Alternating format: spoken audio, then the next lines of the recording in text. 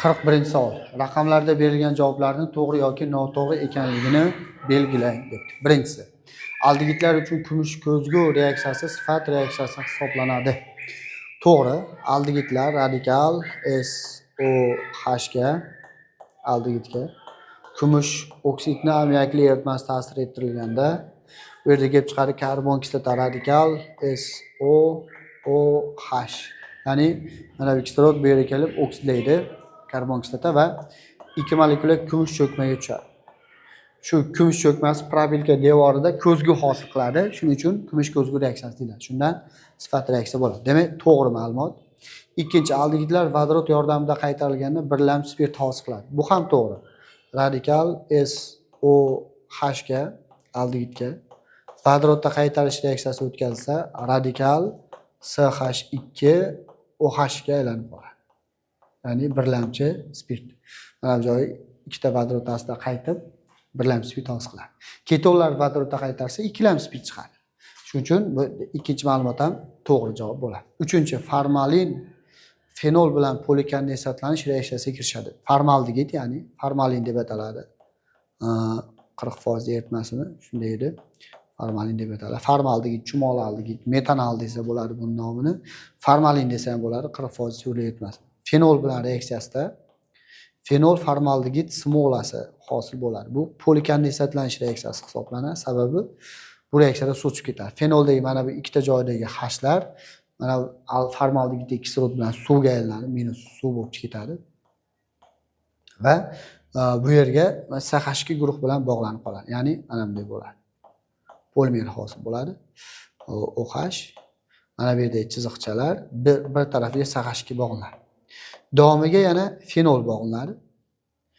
Keyin davomiga yana CH2, fenol, CH2, fenol, CH2 shunaqa ketadi, shunda enta deyiladi. Mana bu yerga ham N qo'yiladi, bu yerga ham N qo'yiladi.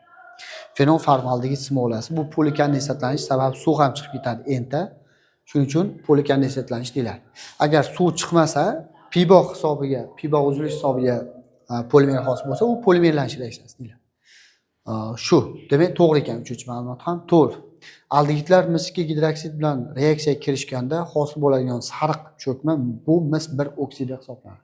Xato, sariq cho'kma bu mis1 gidroksid hisoblanadi. Qizdirish bilan borsa aldigitlarga mis2 gidroksid, qizil cho'kma mis1 oksid chiqadi. Demak, bu xato ma'lumot ekan. Mayli, reaksiyasini yozib qo'yamiz. Aldigit mis2 gidroksid ta'sir ettirilsa,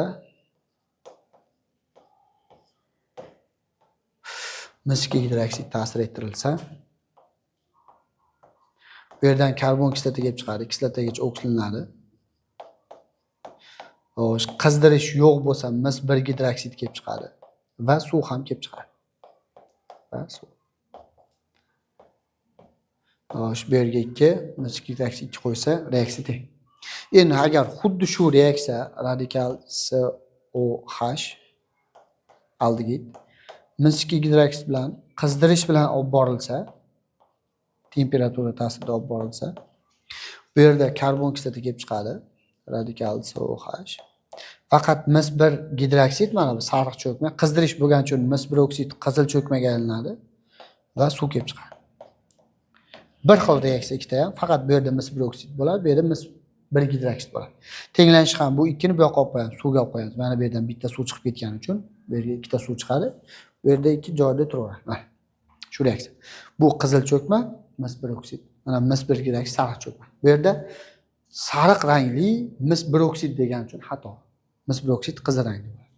Shunda to'g'ri javoblarga 1, 2, 3 degan javoblar to'g'ri javoblar bo'ladi. Xato javobga 4 xato javob bo'ladi. Shunda 1, 2, 3 to'g'ri, 4 xato.